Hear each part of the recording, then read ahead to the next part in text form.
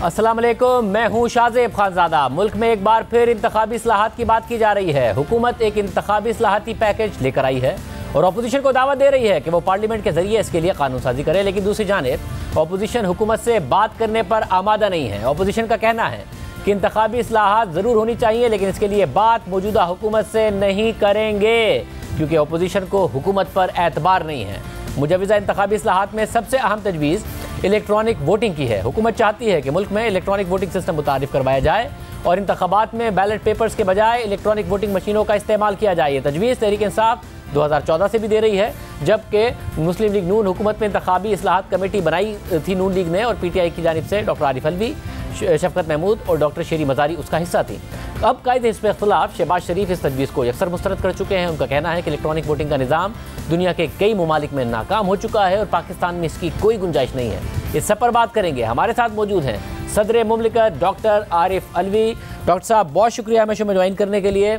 आप ज़ाहिर है पाकिस्तान में ये जो इलेक्शन रिफॉर्म्स का प्रोसेस है उसका हिस्सा रहे। जब नून लीग की हुकूमत थी, जो कमेटी बनी 2014 में, उसका भी हिस्सा रहे। फिर 2017 तक उसने काम किया। आप लोगों के कुछ तहफ़्फ़ुज़ात थे जिसकी वजह से आपने, शफकत महमूद साहब ने और डॉक्टर शेरी मज़ारी साहिबा ने बायोमेट्रिक सिस्टम और दूसरे मामलों की वजह से उस पर दस्तखत नहीं किए, मगर आप इस मामले को जानते हैं और इस वक्त भी जो तकनीकी पहलू हैं उसमें आप मदद कर रहे हैं कि किस तरीके से पाकिस्तान में इलेक्शन रिफॉर्म्स आ जाएँ, ये इलेक्ट्रॉनिक वोटिंग सिस्टम आ जाए। मगर हमें नज़र आ रहा है कि इस पर तहफ़्फ़ुज़ात भी मुख्तलिफ जमातों के नज़र आ रहे हैं। और सब आप समझते हैं कि पाकिस्तान में अगले इंतखाबात में ये सिस्टम अप्लाई हो सकता है, दुनिया की मिसालें देखते हुए, कि इलेक्ट्रॉनिक वोटिंग के जरिए मामलात आगे बढ़ जाएं और इलेक्शन हो जाए?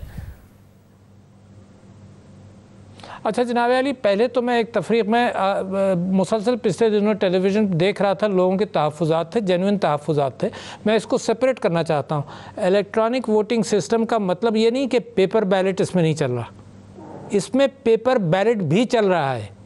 लिहाजा इलेक्ट्रॉनिक वोटिंग सिर्फ इलेक्ट्रॉनिक काउंट नहीं है बल्कि पेपर बैलेट भी चल रहा है, क्योंकि हमने जो 2016 में जो स्पेसिफिकेशंस तैयार की इलेक्ट्रॉनिक वोटिंग सिस्टम के हवाले से, और उसके अंदर मेरी कमेटी के अंदर पीपल्स पार्टी, JUI और PMLN सब लोग शामिल थे और मुत्तफ़िक़ा एक रिक्वेस्ट फॉर प्रपोजल्स और स्पेसिफिकेशंस बाहर आई। अच्छा, वो स्पेसिफिकेशंस क्या थी?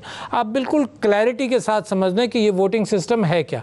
एक तो इंडिया ने प्योरली इलेक्ट्रॉनिक वोटिंग सिस्टम चलाया है 1985 से। उसमें है ये कि आपने बटन दबाया और वो रिकॉर्ड हो गया, कोई रसीद नहीं, किसी ने कोई देखा नहीं, वो सिस्टम। अब इंडिया भी इस तरफ जा रहा है कि पेपर रसीद और ये पेपर बैलेट ज़रूर हो।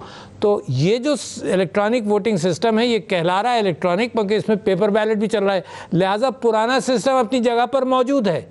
तो मैं आपको समझाना चाहता हूँ कि यह है क्या।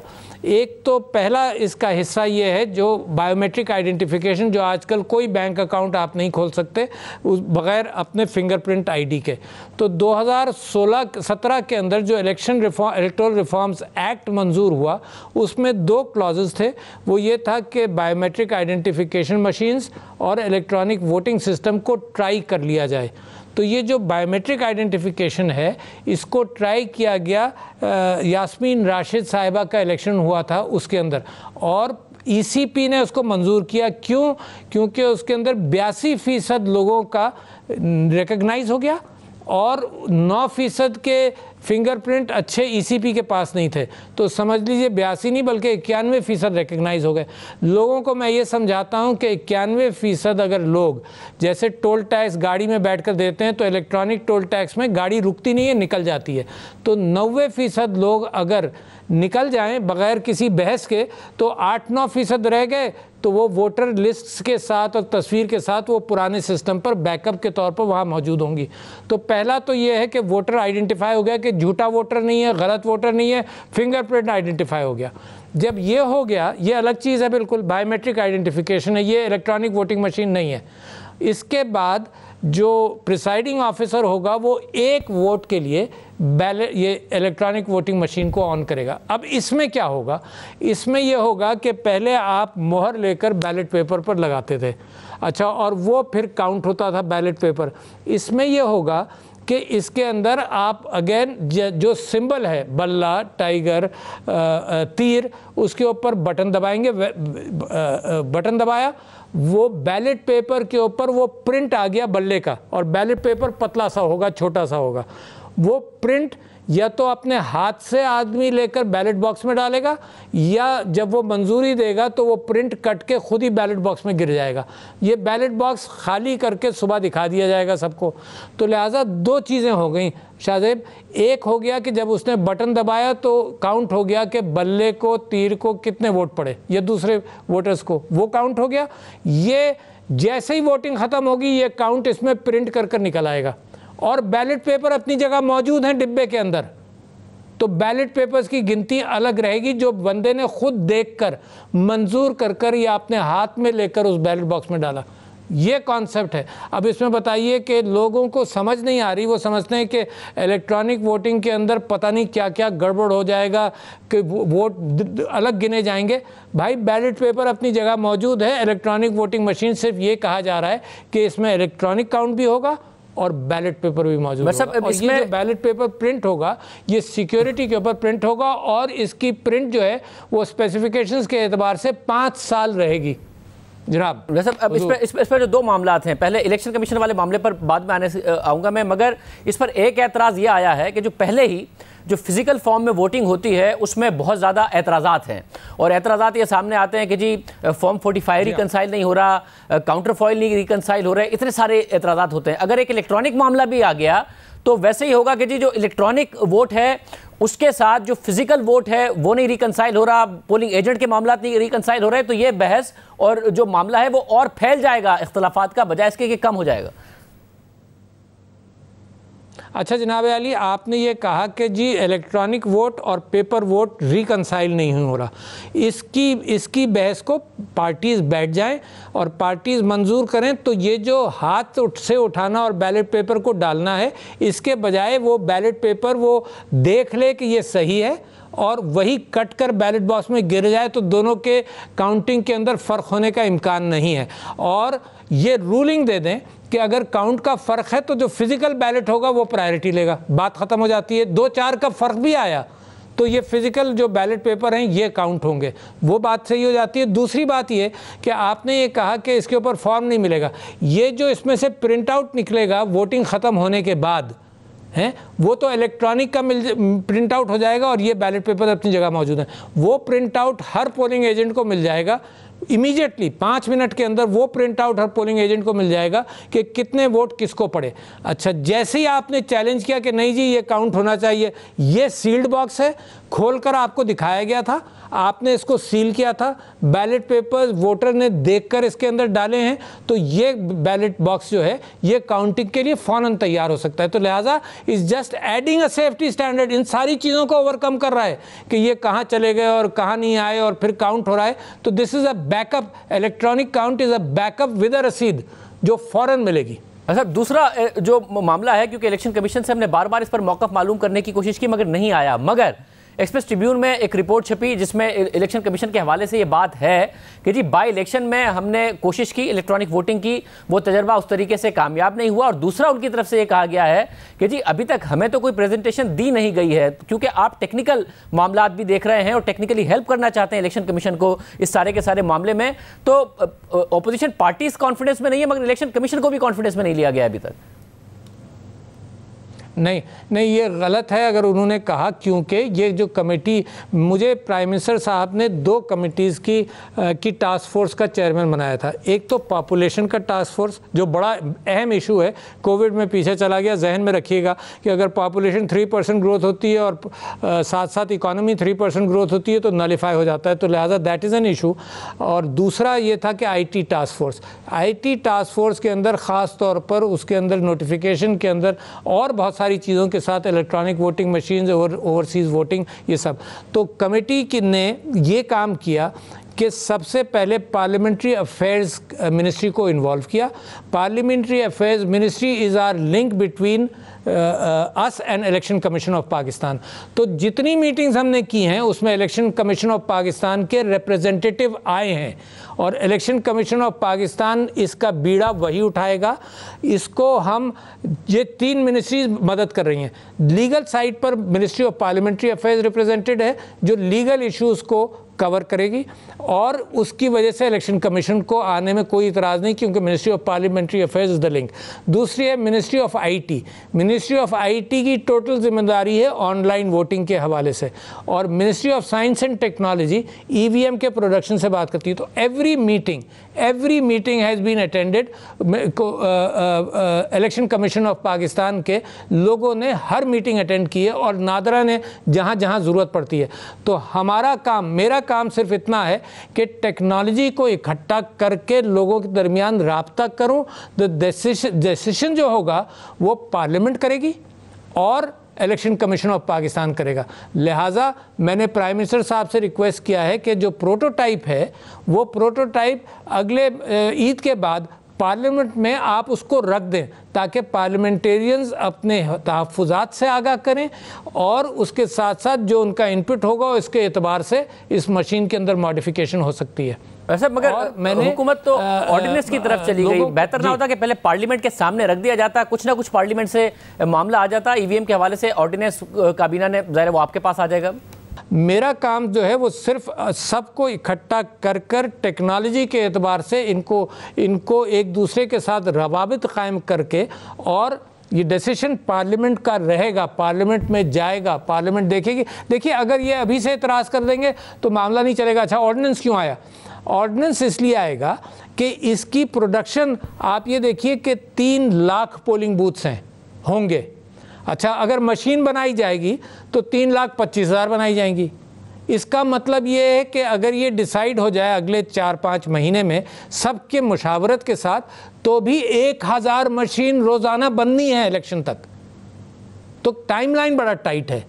तो लिहाजा ये फाइनल एक्ट तो बाद में पार्लियामेंट अप्रूव करेगी, मगर ये काम ना रुके। ये आप कह रहे हैं कि क्योंकि ज़ाहिर है 2014 में जब ये काम शुरू हुआ, उसके बाद आप जब धरने पर चले गए, नई कमेटियों में आए, फिर आप लोग कमेटी में आए, उसके बाद काम आगे बढ़ा, फिर 2017 में बाइकआउट हुआ, मगर मामला सारा पार्लियामेंट से हुआ। और आप कह रहे हैं कि इस वक्त भी पार्लियामेंट से ही होगा। एक दूसरा एतराज़ जो सामने आ रहा है, ज़ाहिर है बहुत सारे ममालिक हैं जहाँ पर ये सिस्टम ख़त्म किया गया। जर्मनी में तो कोर्ट ने उसको गैर-आइनी करार दिया, आयरलैंड, फिनलैंड और हॉलैंड में सिक्योरिटी कंसर्न्स की वजह से मामला जो है वो इलेक्ट्रॉनिक वोटिंग को खत्म कर दिया गया। भारत में है और कहा जाता है कि भारत में ट्रांसपेरेंसी में इंप्रूवमेंट आई है, मगर वहां पर भी मामला चैलेंज होता रहता है।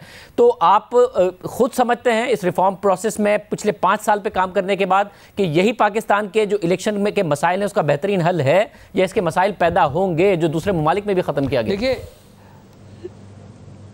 शाहजेब साहब, आप एप्पल्स एंड ऑरेंजेस को कंपेयर कर रहे हैं। दूसरे ममालिक में क्या ख़त्म हुआ, वो ये कॉन्सेप्ट नहीं ख़त्म किया गया। दूसरे ममालिक में आपको याद है कि बुश साहब की जो पहली जीत थी एल गोर के मुखालफत में, तब भी इलेक्ट्रॉनिक वोटिंग स्कैनिंग हो रही थी। यानी वो मार्क करते थे पेपर पर, सुराख करते थे, वो पेपर स्कैन होता था और काउंट होता था। फिलीपाइंस में इसी तरह से होता है। अगर वो सिस्टम उन्होंने ख़त्म कर दिया, उससे हमसे कोई ताल्लुक़ नहीं। अच्छा, इंडिया के अंदर ये चल रहा है, उन्होंने इसके ऊपर अब आगे वोटर वेरीफाइड ब्राज़ील में है, बेल्जियम में है, कॉन्गो में अभी किया।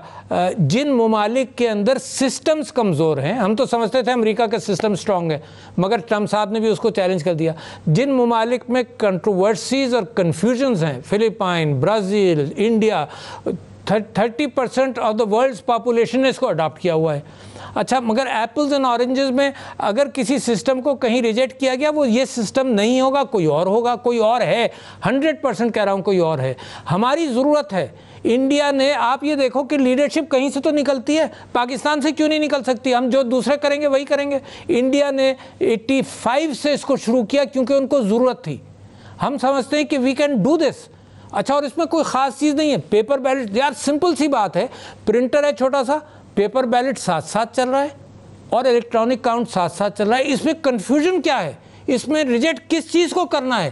पेपर बैलेट अपनी जगह, पुराना सिस्टम अपनी जगह कायम है। डॉक्टर साहब, इसको एक्सपैंड करते हुए, क्योंकि पाकिस्तान की ये कन्फ्यूजन कि जी, क्योंकि पाकिस्तान की एक हिस्ट्री है और जाहिर है आप हिस्ट्री से बड़े अच्छे से वाकिफ़ हैं। अब भारत में भी कहीं कहीं ये इल्ज़ामात लगे कि जी जो मशीनें हैं उनको इस तरीके से मैनिपुलेट किया गया कि किसी पर भी बटन दबाएं मगर आगे से बीजेपी का वोट निकलता है। फिर कुछ जगहों पर मशीनें वो तब्दील भी की गई। पाकिस्तान की एक हिस्ट्री है और वो हिस्ट्री है इदारों की मुदाखलत की, जो इस वक्त अपोजिशन इल्ज़ाम लगा रही है, चाहे वो नून लीग हो या फिर पाकिस्तान पीपल्स पार्टी हो। ज़ाहिर है मैं सियासी जमातों को जवाब देने के लिए आपसे नहीं कह रहा बतौर सदर पाकिस्तान, मगर ये जो हिस्टोरिकल प्रॉब्लम है उसको एड्रेस करने के हवाले से बात कर रहा हूँ कि मशीनों पर कॉन्फिडेंस कैसे हो, ये कहाँ रखी जाएंगी, ये क्यों मैनिपुलेट नहीं होंगी। प्री पोल रिगिंग पाकिस्तान में होती है, इदारे मुदाखलत करते हैं, जो फिजिकल वोट में भी हो जाता है कि जी पोलिंग एजेंट्स को बाहर कर दिया और उसके बाद चीज़ों को मैनिपुलेट कर दिया, वो मशीनों में क्यों नहीं होगा, मशीनों को पहले से क्यों नहीं मैनिपुलेट किया जा सकेगा। ये सारे के सारे इल्जाम, जब आप कह रहे हैं कि एप्पल्स और ऑरेंजेस को कंपेयर ना करें तो पाकिस्तान तो किसी से कंपेयर नहीं हो सकता इस मामले में।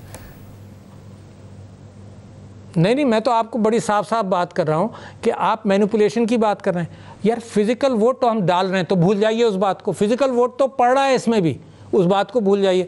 अच्छा, मशीन को अगर इसके मशीन का कोई इंटरनेट कनेक्शन नहीं है, कोई हैकिंग नहीं हो सकती, मशीन इलेक्ट्रॉनिक काउंट कर रहा है उन्हीं फिजिकल बैलेट्स को जो अंदर जा रहे हैं।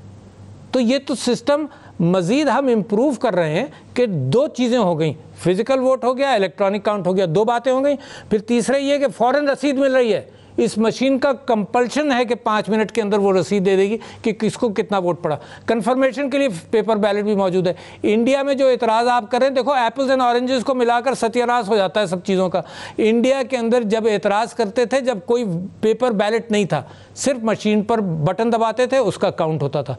मैं तो कह रहा हूँ यहाँ मशीन पर भी बटन दबा रहे हैं और पेपर बैलेट भी मौजूद है। तो ये सिर्फ लोगों तक सही बात पहुंचाने की बात है। उम्मीद है आपके प्रोग्राम के ज़रिए जिस सफाई के साथ मैंने समझाने की कोशिश की है, तो शायद लोगों तक ये बात पहुंच जाए कि पेपर बैलेट का सिस्टम नहीं ख़त्म कर रहे। पेपर बैलेट पहले से जो आते थे उस सिस्टम को भी ठीक कर रहे हैं, क्योंकि ये लोग गायब हो जाते थे। हमने जो चैलेंज किया था वो ये चैलेंज किया था कि पेपर बैलेट जनाब लोगों को दे दिए गए थे, तो वो भी नहीं है।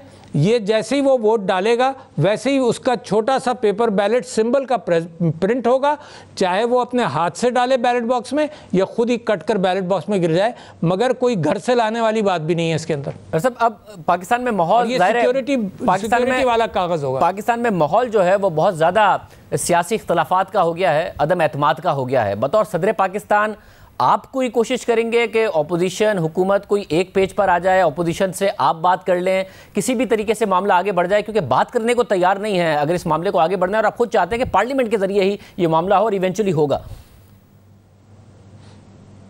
और मैं चाहता यही हूँ पार्लियामेंट के ज़रिए हो। तो मैं ये ऑफ़र करता हूँ, मैं कॉलमनिस्ट और प्रेस वालों को भी रिक्वेस्ट करूँगा कि अगले हफ्ते ईद के फ़ौरन बाद एक मशीन हम डेमॉन्स्ट्रेट करते हैं, ताकि आप लोग भी मुतमईन हो जाएं, सारे ऑब्जेक्शंस आ जाएं। और अपोजिशन को भी दावत देता हूँ ईद के फ़ौरन बाद कि या तो पार्लियामेंट में मशीन जब रखी जाएगी, जब मैं हाजिर हो जाऊंगा, क्योंकि मेरा तजुर्बा इसका बहुत पुराना है। मैंने अपनी पार्टी के अंदर टेलीफोन पर वोटिंग कराई थी 35 लाख लोगों की, एंड कोई कंट्रोवर्सी उसमें नहीं हुई, क्योंकि इलेक्ट्रॉनिक सिस्टम के ज़रिए वोट हुआ। जहां पेपर बैलेट पड़े मेरी पार्टी में, वहां कंट्रोवर्सी आ गई, मगर इलेक्ट्रॉनिक वोट में नहीं आई। तो मैं दावत देता हूं अपोजिशन के लोगों को प्रेसिडेंसी में, या अगर वो ज़्यादा कंफर्टेबल है तो पार्लियामेंट के अंदर जब ये मशीन रखी जाएगी तो वह मैं खुद हाजिर हो जाऊँगा। एंड क्योंकि मैं भी पार्लियामेंट का हिस्सा हूँ, तो वहाँ पर उनको एक्सपोज करें, मशीन के मामलात को एक्सपोज करें, और उनके एतराज़ात हैं उनको या तो जवाब या उसका हल तलाश करें। देखो, बगैर ऑपोजिशन की शराकत के और बाइंग इन टू दिस, तो लोग भी इसको जब खरीदेंगे, इस आइडिया को, जब हमारे लीडरान सब खरीद लेंगे। सदर पाकिस्तान डॉक्टर आरिफ अलवी साहब, बहुत शुक्रिया हमें प्रोग्राम में ज्वाइन करने के लिए। तफसील से बता रहे थे कि क्या ये प्रोसेस होगा, किस तरीके से सदर पाकिस्तान खुद भी अपना किरदार अदा कर रहे हैं और वो अपोजिशन को भी इस सारे के सारे मामले में इंगेज करने को तैयार हैं। प्रोग्राम में एक ब्रेक शामिल करते हैं, आम तौर पर बात करें।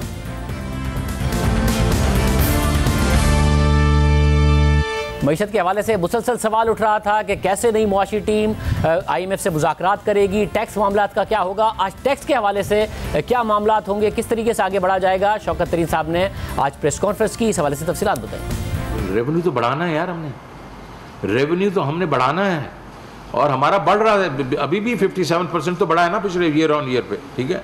हमने रेवेन्यू को जो वो टारगेट की बात करें, हमने उनको कहना आप हमें टारगेट न दें, क्योंकि हमें पता है कि हमने बढ़ाना है ये। तो हम इंशाल्लाह चाहेंगे कि हम रेवेन्यू जो है उसके जो वो कह रहे हैं उसके करीब करीब ले जाएं, लेकिन उसकी उनकी तरह ना ले जाए ना जिस तरह वो कह रहे हैं एग्जाम्पशन को ख़त्म कर दो, इसको ख़त्म कर दो, वो ख़त्म कर दो। मार धाड़ हमने नहीं करनी, और हमने जो जिस तरीके से हम जो है वो वैट को अपना ये जो अपना GST को है इसको स्ट्रीमलाइन करेंगे। हम अपने इनकम टैक्स वालों को, हमारे पास इस वक्त पूरी टेक्नोलॉजी हमने यूज़ की है, सारों का डेटा हमारे पास आता है। जो पैसे नहीं दे रहे उनके पास जाएंगे, इसको ब्रॉडन करेंगे, तो ये तो बढ़ाना ही है। साथ ही आज शौकत तरीन साहब ने बताया कि जो मुल्क में सरमायाकारी का मामला है उसको कैसे बेहतर करना है, बरामदात को कैसे बेहतर करना है, क्या फोकस होगा, किस तरह चाइना से बात की जाएगी, ये मामला भी उन्होंने रखे। हमारी एक्सपोर्ट इंडस्ट्री में कोई FDI नहीं है, ज़ीरो FDI। दुनिया के बीच में जो लोगों ने एक्सपोर्ट्स बढ़ाई, वैसे वियतनाम है या चाइना था या मलेशिया वगैरह, वो FDI को जाके एक्सपोर्ट इंडस्ट्री में लेके आते थे, ताकि एक तो पैसे आएँ, फिर टेक्निकल नोहा है, और फिर मार्केट्स उनकी एस्टैब्लिश होती थी, वहाँ बना के वो वापस भेज देते थे। तो हमें ये करना पड़ेगा। दूसरा ये है कि हमें CPEC को यूज़ करना पड़ेगा। CPEC में चाइना ने बहुत पैसे खर्च किए हमारे इंफ्रास्ट्रक्चर के लिए। अब हम उनको कहना है कि भाईजान, ये आपने स्पेशल इकोनॉमिक जोन बनाए हैं यहाँ, आप मेहरबानी करें कि ये जो आउटसोर्स कर रहे हैं अपनी इंडस्ट्री को, आप वियतनाम लेके जा रहे हैं, आप मतलब म्यांमार लेके जा रहे हैं, आप थाईलैंड लेके जा रहे हैं, सारी जगह लेके, कुछ इधर भी लेके आए ना आप। अच्छा, वो सनसेट इंडस्ट्री कहते हैं उसको, वो आउटसोर्स कर रहे हैं 85 million jobs, okay, over the last next 10 years. वो कौन सी है? टेक्सटाइल है, वो लेदर है, वो तो हम करते हैं, उसका हमारे पास एक्सपर्टीज़ है। सो उनको कहना है भाईजान, इसमें आप अपनी कंपनीज को लेके आएँ, जहाँ ही मैन्युफैक्चर करें और एक्सपोर्ट करें यहाँ से। महंगाई हुकूमत के लिए एक बहुत बड़ा मसला है। अप्रैल के नंबर 11% से ऊपर आए हैं। ये बात तस्लीम भी हुकूमत कर रही है कि महंगाई को कंट्रोल करना एक बहुत बड़ा चैलेंज है। उसके लिए क्या क्या किया जाएगा, शौकत तरीन साहब ने इस पर भी बात की। जो प्राइसेस है हमारी वो बिल्कुल एरेटिक हैं, और बहुत ही हमारी इन्फ्लेशन जो है वो नीचे नहीं आ रही। तो हमने देखा है कि इसकी वजह क्या है, और उसमें मैं सिर्फ बताना चाहता हूँ कि मैंने जो इनिशियल मैंने आके यहाँ देखा है कि जो हम बेसिकली तवज्जो ही नहीं दे रहे कि जो फार्मर से रिटेल तक जो प्राइस है वो क्यों इतनी ज़्यादा है। मतलब उसका मैं जिस तरह आपको एक दे देता हूँ, अब मेरे ख्याल टीवी पे किसी ने चलाया भी है कि प्याज जो है वो बाद में 3 रुपये पे फार्मर से मिलता है और 35 रुपये पे जाके रिटेल में बिकता है। क्यों? Why is it that there is such a wide, a kind of a margin for the middleman? तो ये सारी चीज़ें जो हैं उसके ऊपर हमने बैठ के अभी वो तवज्जो देना शुरू की है, और उसको हम देखेंगे कि इनोवेटिवली हम इन चीज़ों को कैसे इसको रिड्यूस करें, बिकॉज दिस इज़ हॉरेंडस ना। चलें, ये तो एक में तो 1000% या जो भी है, लेकिन बाकी एवरेज पे 35, 50, 60% की जो है वो बेसिकली मिडिल मैन का मार्जिन है। This should not happen. So I think तो price stability is one of our key kind of focus. उम्मीद करते हैं कि इन प्लान्स में वो कामयाब हों, ग्रोथ की तरफ मईशत जाए। प्रोग्राम में ब्रेक शामिल करते हैं। आज जाली अकाउंट्स केस में वजीर आला सिंध मुराद अली शाह इस्लामाबाद की एहतसाब अदालत में पेश हुए, और उन समय तमाम मुल्जिमान ने हाजिरी यकीनी बनाने के लिए 2-2 लाख रुपए के मचलके भी दाखिल करा दिए हैं, जबकि नैब ने मुराद अली शाह की हाजिरी से मुस्तकिल इस्तिस्ना की दरख्वास्त पर जवाब जमा करा दिया है। एहतसाब अदालत ने अब फरीकैन के वकला से 8 जून को हाजिरी से मुस्तकिल इस्तिस्ना की दरख्वास्त पर दलाइल तलब कर लिए हैं। जाली अकाउंट्स केस में वजीर आला सिंध पर नूरियाबाद पावर प्लांट में गैर कानूनी ठेकों और मनी लॉन्ड्रिंग का इल्ज़ाम है। इसके अलावा हाल ही में जाली अकाउंट्स केस में एक और अहम पेशरफ सामने आई है।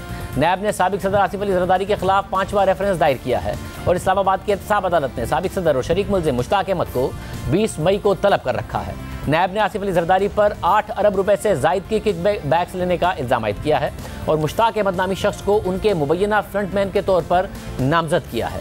अहम बात यह है कि इस रेफरेंस में सिर्फ 2 ही मुल्जिमान हैं। पहले मुल्जिम आसिफ अली जरदारी इस वक्त जमानत पर हैं, जबकि दूसरे मुल्जिम मुश्ताक अहमद मफरूर हैं। नैब रेफरेंस के मुताबिक मुल्जिम मुश्ताक अहमद 2009 से 2013 तक ऐवान सदर में स्टेनोग्राफर रहा, और ये वो वक्त था जब आसिफ अली जरदारी सदर मुमलिकत थे। नैब के मुताबिक मुश्ताक अहमद के अकाउंट में होने वाली ट्रांजेक्शन्स उनकी माली हैसियत यानी ज़राए आमदनी से मुताबिकत नहीं रखती। मुश्ताक अहमद के मुश्तरका बैंक अकाउंट से क्लिफ्टन कराची में एक घर की खरीदारी के लिए 15 करोड़ रुपए की अदायगी की गई। बाद में यह घर आसिफ अली जरदारी के नाम पर मुंतकिल हो गया। इससे यह साबित होता है कि मुल्जिम मुश्ताक अहमद मुश्तरका बैंक अकाउंट में आसिफ अली जरदारी का बेनामीदार था। रेफरेंस के मुताबिक आसिफ अली जरदारी इस 15 करोड़ रुपए की रकम के हवाले से कोई वजाहत पेश नहीं कर सके, जिससे यह साबित होता है कि यह रकम मुश्तबा ज़राए से हासिल की गई। रेफरेंस के मुताबिक घर की दस्तावेजात में रकम की अदायगी कैश की सूरत में दर्ज है, जबकि असल में यह अदायगी मुश्तरका बैंक अकाउंट से 18 चेक्स की सूरत में की गई थी। तहकीकात से यह भी पता चला कि साबिक सदर आसिफ अली जरदारी ने इलेक्शन कमीशन के सामने बददियानती का मुजाहरा करते हुए घर की मालियत 5 करोड़ 33 लाख रुपए जाहिर की, ताकि जायदाद की असल मालियत को छुपाया जा सके, और मालियत कम करने का मकसद करप्शन के जरिए हासिल किए गए गैर कानूनी पैसे को साफ करना था।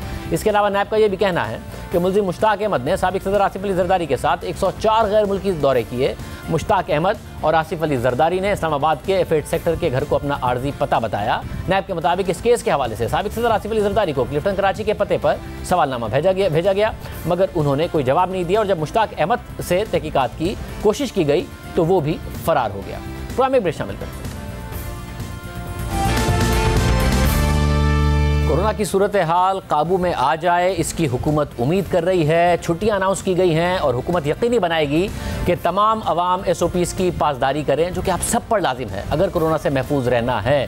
साथ ही क़यासराइयाँ जन्म ले रही हैं कि कौन सी वैक्सीन कौन से वायरस पर अमल कर सकती है, नहीं कर सकती है। इस सब पर बात करेंगे। डॉक्टर फ़हीम यूनुस, माहिर अमराज इन्फेक्शन, अमेरिका से मैं ज्वाइन करें। डॉक्टर साहब बहुत शुक्रिया। डॉक्टर साहब आपने बड़ा तफसील से मरीजों को ट्रीट भी किया है। अब एक दफ़ा फिर बात हो रही है कि जी जनूबी अफ्रीका और ब्राज़ील का जो वेरिएंट पाकिस्तान में है उस पर शायद वैक्सीन नहीं असर करती, वो रिस्पॉन्सिव नहीं है। भारत में डिबेट हो रही है कि वहाँ का जो वेरिएंट है उस पर वैक्सीन नहीं असर करती। क्या हतमी तौर पर साइंटिफिकली प्रूव हो गया है ये, या अभी ये साबित होना बाकी है? वैक्सीन बहरहाल सबसे ज़्यादा करामद है। जी ये बात दुरुस्त नहीं है और ये बात बहुत कॉम्प्लिकेटेड है। जो एक वेरिएंट है साउथ अफ्रीका का B1351, उसके बारे में ये बात यकीनन साबित हुई है कि एस्ट्राजेनेका की वैक्सीन उसके बारे में ज़्यादा इफ़ेक्टिव नहीं है। लेकिन खुशकिस्मती की बात यह है कि पूरी दुनिया में, अमेरिका में भी वो वेरिएंट 5% से कम है और पाकिस्तान में चूँकि इतनी जीनोमिक सीक्वेंसिंग हुई नहीं तो हम वसूख से नहीं कह सकते, लेकिन जितनी भी हुई है उसके मुताबिक भी वो 2 या 3% है। जो सबसे ज़्यादा तादाद या जिसकी परसेंटेज है जिस वेरिएंट की, वो इंग्लिस्तान का वेरिएंट है B117 और वो वेरिएंट बहुत सारी वैक्सीन्स के साथ मुकाबला नहीं कर पा रहा और वैक्सीन उसके खिलाफ मौसर हैं। सो मेरा नहीं ख्याल कि ये बात हमें कहनी चाहिए। साथ में बताइएगा, पाकिस्तान में अब ज़ाहिर है छुट्टियों का भी ऐलान कर दिया गया है। आप उम्मीद करते हैं कि हम उस सूरत हाल से बच सकते हैं? अभी भी नज़र आ रहा है कुछ हमारी पॉजिटिविटी रेट में भी कमी आई है। अगर ये 8-10 दिन हमने छुट्टियों के ऐसे गुजार लिए कि आवाम ने पासदारी कर ली, हुकूमत भी यकीनी बना रही है, तो पाकिस्तान इस वेव से बच जाएगा? बिल्कुल। देखिए, इन प्रोजेक्शंस की रीज़न ही ये होती है कि इनको गलत साबित किया जाए अपने बिहेवियर चेंज से। इसके ऊपर बहुत तहकीक है कि वेरिएंट्स को कंट्रोल बिहेवियर्स करते हैं। तो हम ये जो प्रोजेक्शंस करते हैं इसलिए नहीं करते कि ये पेशेंट गोई हैं और इनका सच होना ज़रूरी है, इनको झूठ साबित करना ज़रूरी है। और मैं बहुत खुश हूँ इस बात पे, अगर मुल्क में एहतियात हो रही है और अल्लाह ताला करे कि हम इससे बच जाएं। इस बीच में बहरहाल अपने तौर पे हमें उन लोगों का ज़रूर ख्याल करना चाहिए जो हमारे दायरा इख्तियार में, जो गरीब हैं, जिनके ऊपर ये इस तरह के लॉकडाउन्स बहुत बुरी तरह इफेक्ट करते हैं। हमें सबको साथ लेके चलना चाहिए। लेकिन दिस इज़ एक्सीलेंट न्यूज़ अगर ऐसा हो रहा है तो। बहुत शुक्रिया डॉक्टर साहब की गुफ्तगू आपने सुनी। एहतियात कीजिए, कोरोना से महफूज रहिए, वैक्सीन लगवाइए। इजाज़त, अल्लाह हाफ़िज़।